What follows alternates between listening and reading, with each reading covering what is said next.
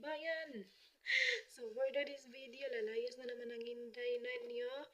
Doon na naman sa ospital matulog kasi nga magbabantay tayo ng pasyente. Ibang duty na naman ang hinday. So ito na naman yung walang tulugan. Kaya paganda tayo para hindi halatang walang tulog. Yung 1 kilo ng eye bags, di ba? Kaya magpapaganda tayo kahit hindi tayo maganda, day. O, di ba? So ginagamit ko sa aking mukha, day, kaya ano man ni day. Basta ganito na siya, day. Ito yan, day, oh. Nagamit ko. Kaya mo nang laban lang tayo mga OFW para sa ating kinabukasan.